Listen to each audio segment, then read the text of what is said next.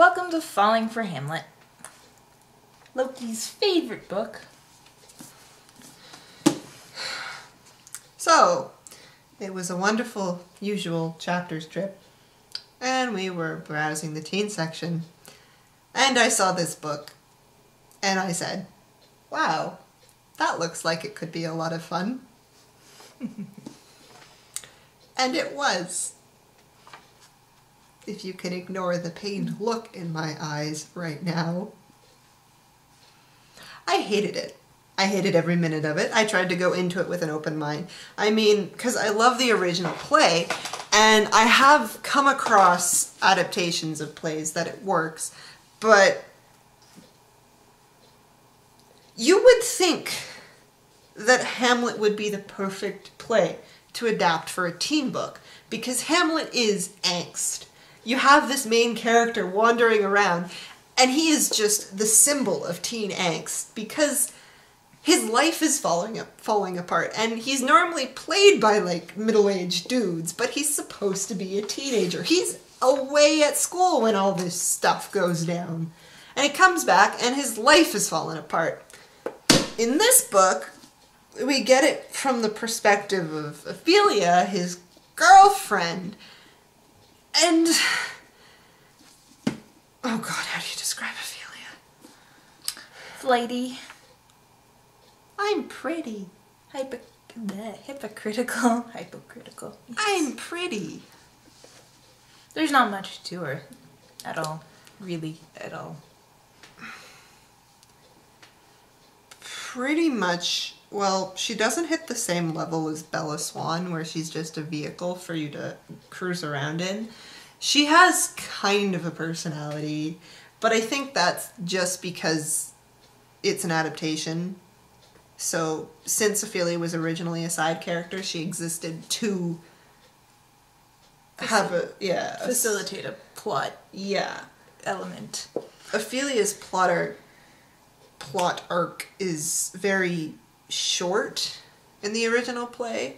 She exists to be a foil to Hamlet, so Hamlet, you know, has the whole, because she's the whole fling, and there's a whole deal about that, which they kind of overlooked in the book, because she's not royalty. So if anybody really figured out that they were together, that would be kind of frowned upon. Well, they were together, though. Yeah. I mean... in the original play. Yeah.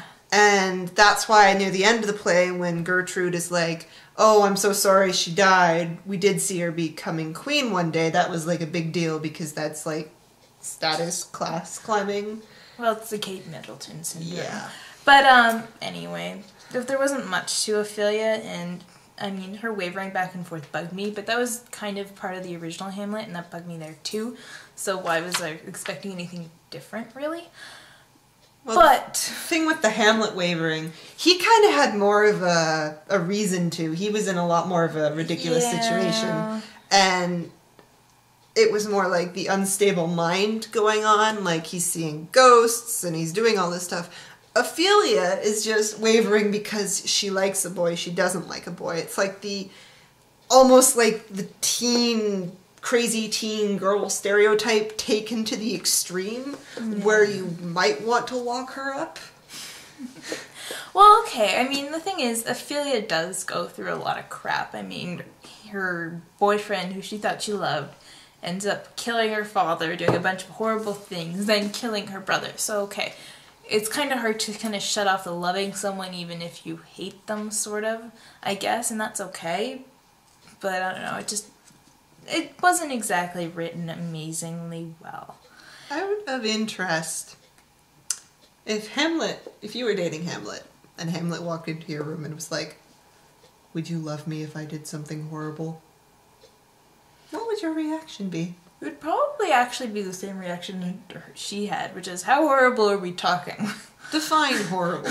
Yeah, she had a fair reaction, let's put it that way. You know, like, she's talking, I might go hit Claudius over the head once or twice, and then walk off and go about my life. I can't really get too angry about that, but once you start shooting my dad, I'm a little bit iffy about that. A little bit. Stabby stabby. Oh my god, that's horrible. Anyways, the author actually does set out to write her as being that girl who's obsessed with the boy, so I guess she does it well. I mean, that was actually her intent. She wasn't, like, just kind of talking down to the audience. So. When I read that blog post, because I did research after I read the book, because I wanted to know, and she was like, I don't know, the whole idea that she wanted to explore how a teenage girl could get so obsessed with a boy. And I thought, you know, this really isn't a new concept. No, it's not. It's not like... But I feel like it's a new concept in that I want to go look at it, not this is how it got written out. You know what I mean? Like... It was still just... Yeah, so it wasn't exactly fun to read, let's put it that way. No, it wasn't. So what about Hamlet? Hamlet, originally, was an angsty guy whose father was just murdered by his uncle, who lost pretty much his right to the throne, and whose life pretty much sucks because everybody is okay with his father being dead. Everybody else has moved on, and Hamlet is, you know, guys, he's barely even cold yet. What are we doing? Hamlet in this book. I wish I was wearing a hoodie so I could, you know, properly, like, pop the hoodie and huddle down and just be like, nobody loves me.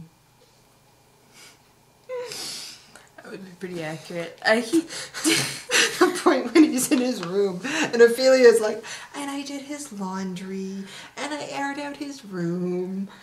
Oh, I was just like, stop trying to fix the poor guy. Get him some help, please. Just stop pretending this is past, like, this is actually fixable now. It's way, you left that line a few miles back. You can't see it anymore. You passed it and you just kept running. So yeah, get him some help. Yeah, he pretty much goes crazy right away, and it's not such an ambiguous crazy. It's actually like he's like, I don't know what I'm doing anymore. I don't have any control over my actions, and that's when you should be getting a little worried. That's a lot of, like, with this book, a lot of that ambiguity, as we said in the review, is taken out. Like, Hamlet, there's no question. You can argue for hours about whether Hamlet's actually crazy or if it's all a show. But in this book, it's crazy. Straight. And how she tries to go around certain plot points, like at one point in the original play, Ophelia goes crazy after her father dies, which, you know, it's a common trope for a woman to go crazy when her father dies. So how do we get around that? She was drinking. But she was drinking special liquor. We've been having this debate about the liquor for the longest time. I couldn't get over it. It's like the whole, her dad has this special vodka that it doesn't smell. So that he could, you know, take a little drink before he goes out and does his public speaking. So, you know, just like a shot of vodka. Just, you know, to get it. And so Ophelia, when she finds out her father is dead, and this is when she's trapped in the house, right? And she's like, "Oh, well, you left me all the cleaning supplies, but you took out all the razors." So they go in and they take out all the alcohol and the cleaning supplies, so she can't, like, kill herself while she's being, like, held. And so she finds her father's special stash. And so she drinks it.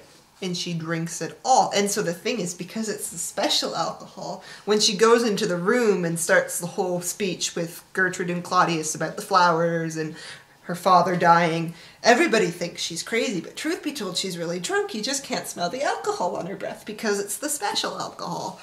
It felt very stretched, and I guess that's a lot of how I felt with this book, how she tried to take points in the plot and try to explain them when they could have worked just as they were. Yeah, which makes sense. The book is set up, like, at the end of every chapter, you have a little dialogue between her and the secret police, DDI. Can't remember what it stands for. Led by Fortinbras. Oh yes.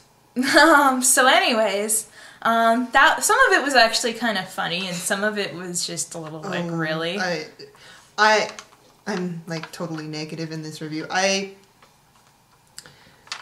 I felt that most of that dialogue was really, really forced. You said maybe if it was acted out, it might be a little bit better, but it didn't. It felt very staged to me. Yeah, no, that's true. It did seem kind of staged. I mean, like, I think if you're under pressure and somebody's like grilling you, you're not going to be as cool-headed as she was. Like she's giving like very snappy responses, and she's being very like. She's giving back, like, the whole... She's giving them attitude. And you're like, you are sitting in a room with the Secret Service. They could black bag you. You could never be seen again. And they... Like, it can easily be covered up. Yeah. So, I mean, it was okay. Some of it was funny. Like, some of her responses were pretty good, if you could say that, cool under pressure. But it seemed kind of pushed. And then, at the beginning of every chapter, there was an interview where Ophelia is trying to She's on, like, a talk show or something. Yeah, she's trying to fix her image after all this has gone down, and she wants to move on with her life. So she's telling the world about what really happened, but of course she's leaving stuff out. I found that... I liked that better than I liked the Secret Service. But it also got kind of... forced at some points. Yeah. It wasn't bad. I was, like, near the beginning, they say that, oh, and she looked off camera and there's a guy standing there in a suit. I was like, oh no. Oh no, it's Hamlet. Hamlet survived. And then halfway through, I'm like, no, she's gonna kill off Hamlet. It's Sebastian. It's gonna be Sebastian. I don't think they told you. I don't think... I'm gonna say that it was probably the bodyguard or Horatio. It doesn't matter. It was an irrelevant It was just like this... Just, I was like, oh no. Oh no, no. Hamlet's... Yeah. I mean, at least she killed off everybody... except Ophelia, who was supposed to die. That was another problem I had with it. That she lived? Yeah. I think if Ophelia had died, the book would have been 10 times better. Because, by the nature of her characterization of Ophelia, she is going to be the pretty survivor. Like, you know, the whole last girl thing. So if she actually killed her off, and then maybe the last 2 chapters were told from the perspective of Horatio... it would have come as a shock, and it would have been kind of like a refreshing... Yeah. That's true. The other thing I thought of, and this came about because of Charles Dickens, of all people, I was reading A Christmas Carol, and Charles Dickens was like, okay, we have to understand that Bob Marley is actually dead. Because if it wasn't, it would be like if Hamlet's father had actually been, you know, out on the wall just taking a walk, and his son mistook him for a ghost. And, you know, it would show how, like, easily, like, persuaded his son was. And I was just like, oh my god, can you imagine if in Falling for Hamlet, the father had never died and Hamlet was actually just, like, convinced his father had died? That would have been a so much better book. I'm not gonna lie. I kind of almost want to write that book because it would be so funny. I was about to say something along the lines of that. The king doesn't die till like 83 pages in. Which is okay. I mean, she sets the king up as a very nice gentleman. Mm-hmm. We all love the king. The king was awesome. And Claudius, I love the introduction to Claudius, how he's just that smarmy guy and he stays up all night talking to Gertrude. And I'm just like... And then they're like, kids, go out of the room now. We're not doing anything. We're not doing anything at all. Nothing. Oh no, we're not sitting here and, you know, planning things and doing things and generally doing things. Yeah, that was a little awkward and kind of forced. And I'm like, you can't see that? It's so obvious. And you go on about there being security cameras everywhere. Like, there are cameras in Ophelia's room. There are cameras everywhere. Yeah, that was one of the points. I thought it was in the hall. No, there was one in her room. That's because she's talking to Marcellus and she's like, where are all the cameras? And he's starting to, like, you know, do that. And they didn't have sex in the hallway. Just saying. But there was no sex tape anyways. But it's the whole, like, she knows she's being watched. She knows she's being watched, and there are places where she thought she was safe, and she's not actually safe. And so, yeah, that's why she moves out. That's why she moves out. That's why, one of the reasons. Not the fact that her whole family's dead. That's one of the reasons she moves out. And she moves out as fast as she does. The sex tape was an interesting blackmail tool that seemed really, really contrived. Oh yeah, when I read that I was like, really? So we have a sex tape now? Oh no! Her father dies thinking she's a horrible, horrible, total Slut.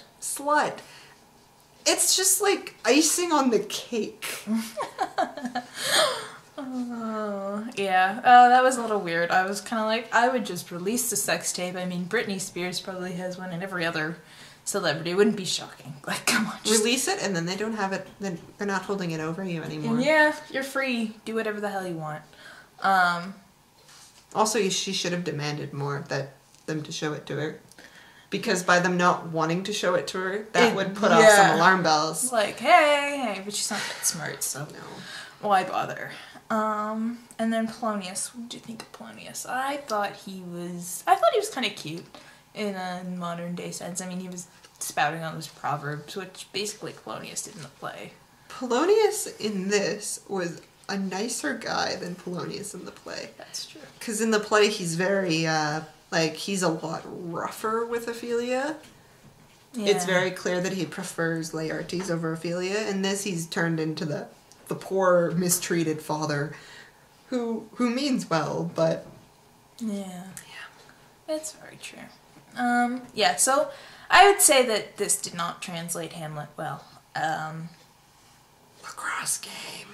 Lacrosse Game was so stupid, and I was warned. Someone spoiled it for me. I think I came into her room being like, it's a lacrosse game with blades in the stick, and the blades are still coated with poison. It was so stupid. I was just like, oh. And the camera phone, and that's who Ophelia's watching, and everybody's beating on Hamlet. And she's kind of horrified, and just horrified. And then when she runs into Sebastian, he's like, yeah, I got my hits in too. You're just like, oh. And he's like, hey, baby. Hey, you want to get together? I know you lost. Dead. Yeah, I know you lost everything, but you know. I'm here for you, man. Well, yeah. I'm really here for you. I'm really here for you. Just come with me. And she says no. Were you amazed? I was amazed. I wasn't. That was the only shock in the book for me. Like the only real decent shock. I was shocked that she actually slept with him. I was like, wow, we're going there. Oh yeah. I was like, wow. And I mean, it's something about Ophelia. It's not like she could never find another guy. There was this one where it's standing right there like, hey, look at me. Pick me. This falls into the category of unbelievable teen romances. Oh, they're all unbelievable. Well, not all of them. Not all of them. We've read some that are pretty legit, but it's this new fad. Like there's really recently it's come back into play of having love triangles. I don't mind love triangles. I mean, they can be done really well. Yeah. I mean, there's nothing unrealistic about a love triangle. No, I agree with you there. But the teen love triangles that we've come across are so unbelievable. Like all your characters are described as being hot, and you know they're all different levels and different kinds of hot. And that's the only real characteristic they have. They're hot. And when they come together, they're hot. Like, you know, you have Ophelia, who's hot. And you have Hamlet, who's the kind of dark bad boy hot. And you have Sebastian, who's your artsy hot. And, you know... They just all get to be hot together. They just all get to be hot together. And for a genre where... Let's just call it Harlequin teen. Harlequin teen. Thank you. It's just... Yeah. Okay. I don't know if you want to call it escapism or... It's something that you would read on a beach when you really don't want to focus. Yes. Yeah. So, it was interesting. If you like Hamlet... Don't touch it. I didn't like Hamlet, so I was more okay with it. I mean, I'm not planning on reading it anytime soon, but it wasn't exactly the worst thing I've ever read. And if you like Hamlet, then this is... I guess I shouldn't say don't read it. I mean, you might like to read it as like a satire, parody, poking fun, but put an essay in there somewhere. Yeah, if you want to read it because you specifically like Hamlet, then you're in for a shock. You're in for a horrible, horrible shock. And we're not saying that all adaptations are bad. You know, we've seen other Hamlet adaptations, and I think there's another one in the teen section just called Ophelia, which we'll probably get our hands on eventually. There are good adaptations of Shakespeare plays, other plays. Yeah. But this one, I mean, look at the cover, man. Look at the cover. I should have known what I was getting into when I saw that cover. Actually, I like the first comes love, then comes madness. I thought that was actually really cute. And I do like the color scheme, the black and white brick, but the couple making out at the front. But I don't see that too much in teen lit. Yeah. But anyways, it was an interesting book. You may like it, you may not. But it all depends on where you're coming from. Yep. Don't read this and expect like actual Hamlet. Don't expect a life-changing event. Alright, we'll see you next week. Yep. Bye-bye.